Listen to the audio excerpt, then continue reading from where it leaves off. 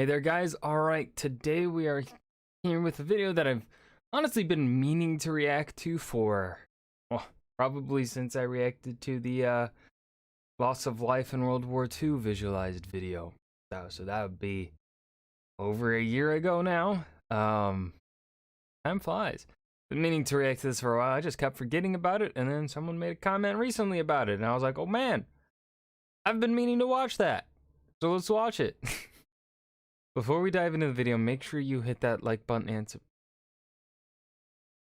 before we dive into the video, that's what I say at the end of my videos. Before we dive into the video, make sure you check out the links in my description box and my pinned comment, because I have a link to my Twitch channel, and a link to my gaming channel here on YouTube. Would love it if you throw me a follow on both of those and hung out in the chat.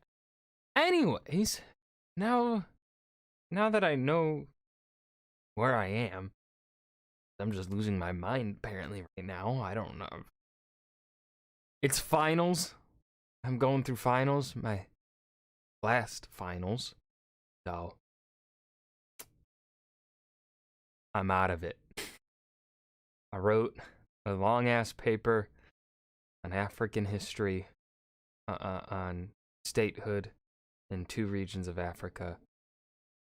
Literally the day before I'm recording this, so my mind is jumbled. I apologize if the next few videos that I upload here are a bit weird, or if I'm weird, because finals. Anyways, loss of life in World War I visualized. Let's get back on track here, and I'm curious as to which nation is going to have the highest percentage. I want to say France had the highest percentage loss of life. However, I would not be surprised to say if, say, Belgians or maybe even Greeks end up getting have a higher loss of life. Or maybe the Serbians would be higher in the percentages.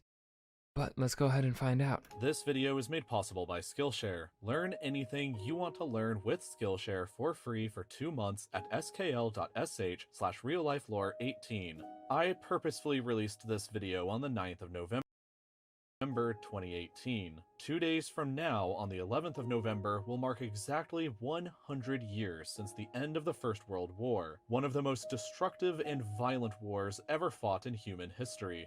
You know, it's just so crazy, because it's only 100 years. That's not far away. But, like, you know, you look at the technology that they had, just like looking at it purely from the technological point of view, how much technology has it advanced since then, and especially how much technology advanced from World War I into World War II is just insane.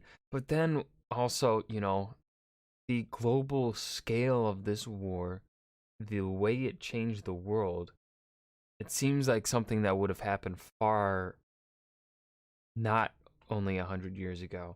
While the Second World War and the destruction it caused often overshadow the First World War, I felt like now would be a good time to remember and visualize the enormous loss of life that the Great War caused. We'll be counting soldiers and civilians separately, as well as deaths and injuries separately. A casualty can be a confusing statistic in war because it means that a soldier has been taken out of action, but not necessarily killed. Each of these models represents 1,000 people who died. And also, when they say now actually I don't know this for certain. This could be the case. I don't know. When if someone is a casualty in a battle, that doesn't mean they've been taken out of that battle. But after maybe a couple months or something, a couple weeks, they get fixed up. They saw a medic, they got a doctor, they got attention, they got some leave for a little bit, and then they're sent back out to the front. So really, they weren't taken out of combat for too long. Or went missing, while each of these models represents 1,000 people who were injured, which when combined equal the number of casualties. And we'll begin the counting with the people who were injured. Hold on, repeat that. But not necessarily killed. Each of these models represents 1,000 people who died or went missing, while each of these models represents 1,000 people who were injured, which when combined equal the number of casualties. So that'd be 2,000 casualties? And we'll begin the counting with the United States. Over 116,000 soldiers died, and another 204,000 were injured fighting against the Germans and Austrians on the Western Front. This amounted to 0.17% of the American population at the time becoming a casualty of war. But America only fought for a little over a year between 1917 and 1918. The war had already been going on for over 2.5 years before that. So let's take a look at some of the countries who were fighting from the beginning. And also, he's mentioning when the United States joined the war, but that's not taken into when the United States actually got troops on the ground in Europe.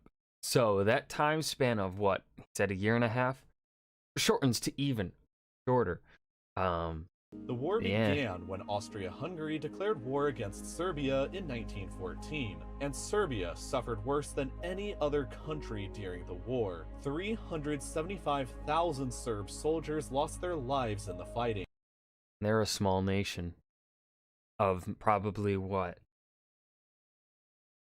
I'm going to say less than 7 million at this time. While another 625,000 civilians died from famine and disease. That amounted to over 22% of the Serbian population dying during the 4-year-long war. More than 1 out of every 5 people in the country. Serbia was a member of one of the 2 alliances that fought against one another in the war called the Entente, which also included the United Kingdom, France, Russia, Italy, America, and many others, all of whom would suffer terribly. The United Kingdom would send over 815,000 soldiers to their graves, like on the first day of the Battle of the Somme, in which 19,000 would die in only 24 hours, the bloodiest single day in British history. Over 123,000 British civilians also lost their lives during the war, totaling up to just over 2% of the British population, or...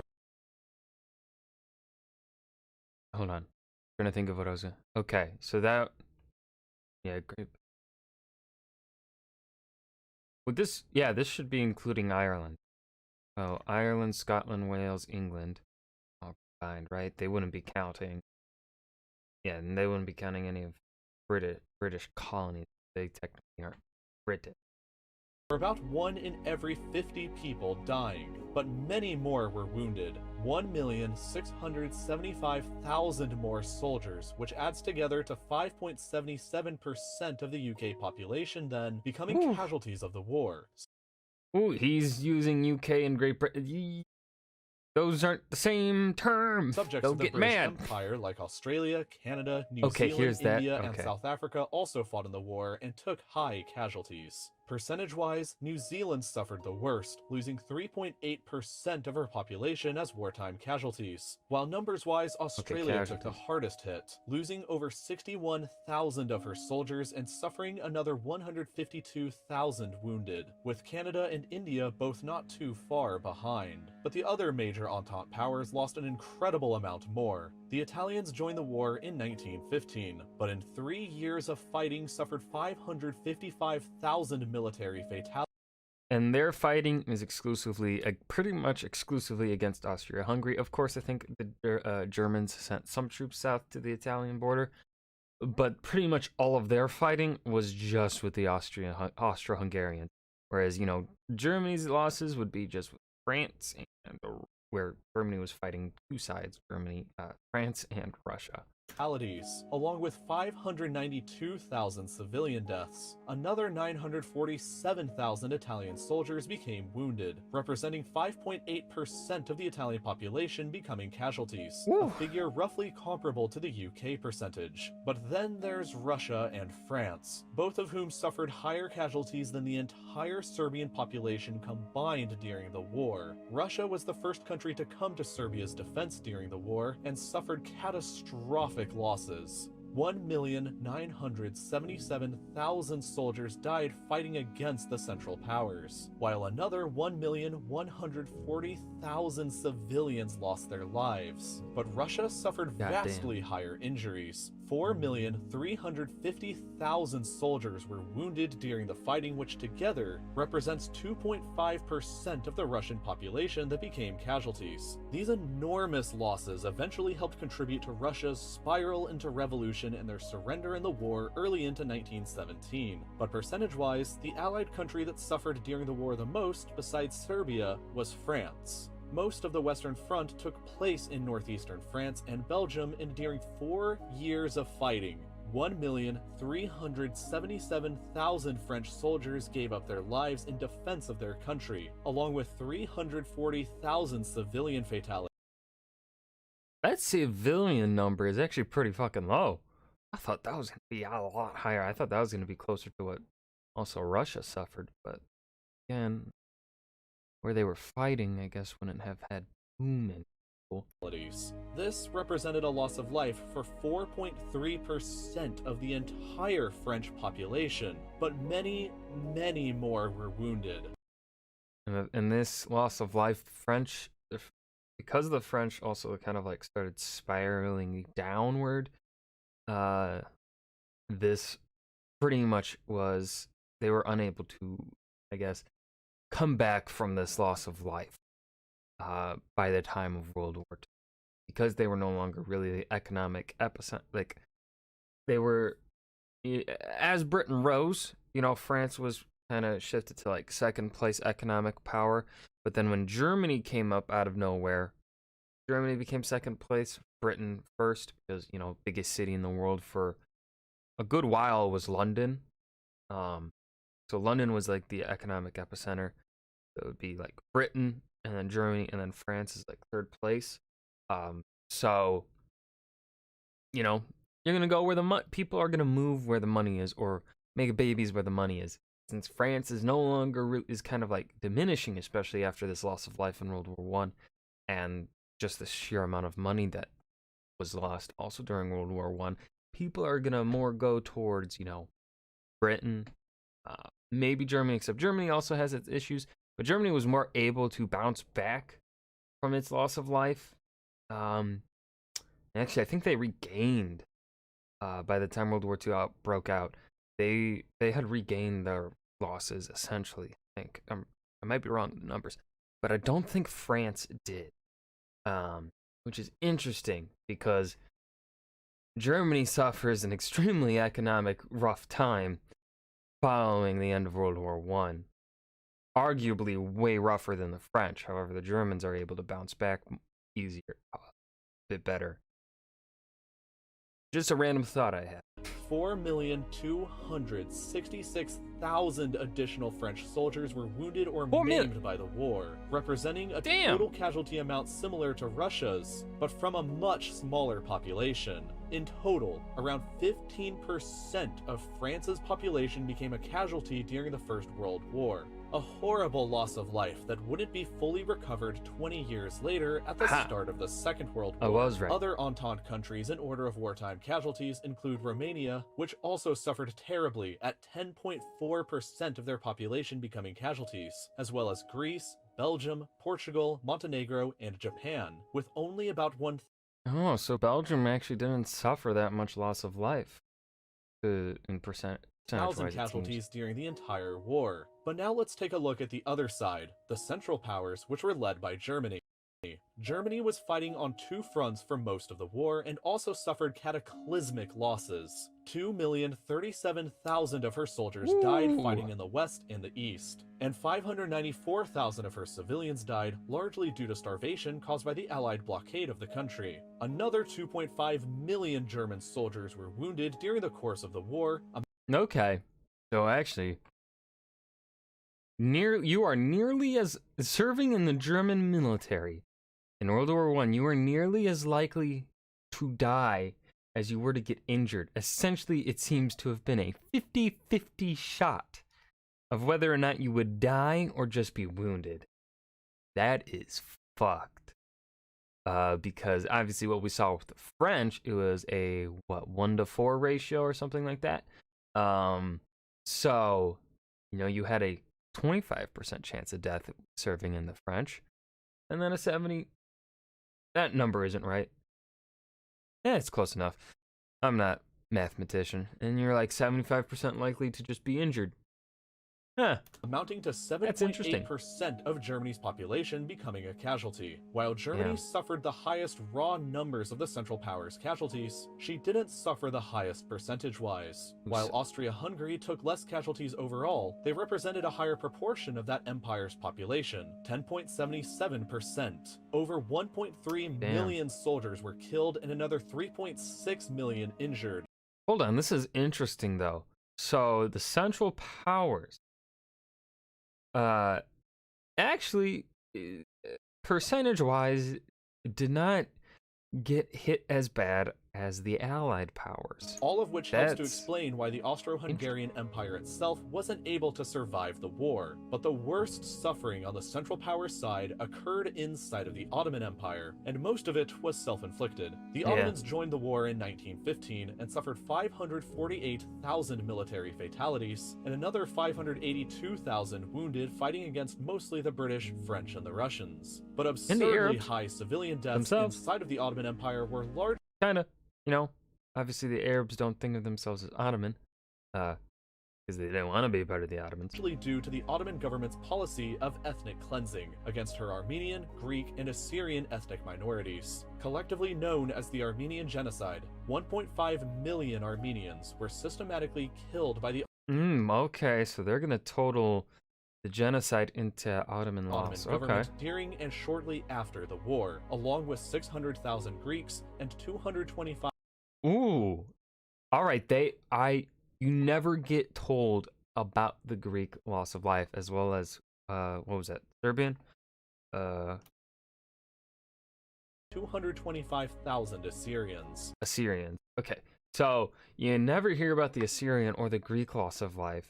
And if they do talk about the Ottomans' action towards the Greeks, they kind of it's mentioned as the forced migration. Never talked about it being a genocide. It's always just the Armenians are only referred to. And it's a similar case to what you see with the Holocaust. This video is totally not going to get monetized. But when it comes to the Holocaust, right? Obviously, the 6 million Jews is the most talked about number. However, then what does not get talked about is the other targets of Hitler's Third Reich. The homosexuals, the Catholics were also targeted. The Romani, various other groups of people were also targeted, and it's always, and I guess what that makes me kind of think of it as is, if the Greeks had been the higher number than the Armenians, would we be referring to it as the Greek genocide then, and we would never be mentioning the Armenian numbers? Or if the Armenian numbers are mentioned, kind of rarely mentioned? Because remembering my time in high school, I do not remember ever hearing about the targeting of the Greeks. Heard about the Armenians, never heard the Greeks being targeted by the Ottoman government. Accounting for all of this, in addition to the military casualties, an enormous 17% of the Ottoman Empire's population was killed or wounded during the conflict, which can also help to explain why this empire too didn't survive long after the war was over. And finally, Bulgaria was another member of this alliance that suffered greatly as well, with 6.8% of their population becoming casualty victims of the Great War. In total, and across all countries, about 9 million soldiers lost their lives, as well as 7 million civilians. 36% of all deaths were Entente military, 22% were the Central Powers military, another 22% were Central Powers civilians, and the final 20% were Entente civilians. Alright, so we have a 58% military ratio, and then 42% civilians. The First World War was, and still remains, the bloodiest war ever fought in the history of the United Kingdom, France, Italy, Belgium, Bulgaria, Romania, Serbia, Turkey, Australia. You know, that's interesting for Romania because they played a big role, a sizable role in World War II, yet that still did not take over their World War I loss of life. That is interesting. Same with, no, makes sense for the French because the French surrendered so early on. They didn't really resist. They did resist, but like,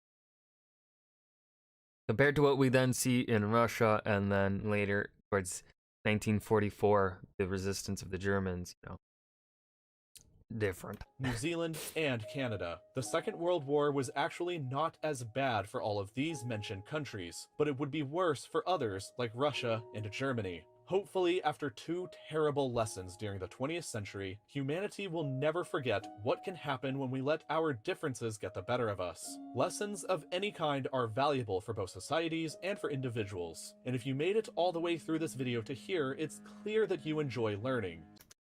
Alright, so that was the loss of life in World War I visualized. This is well made, and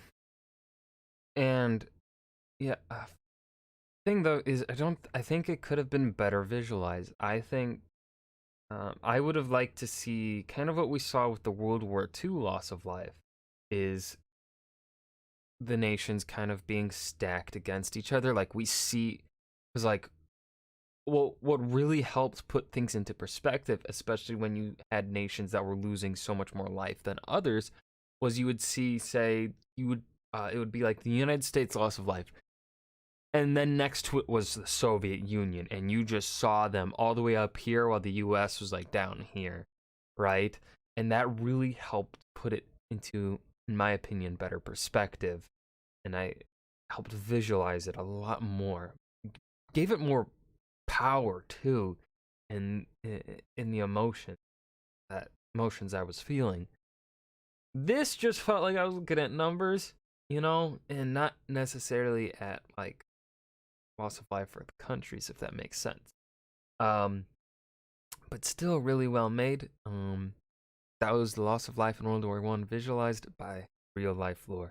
I hope you guys enjoyed. Remember to hit that like button and subscribe for more, and I will see you guys in the next video. Peace.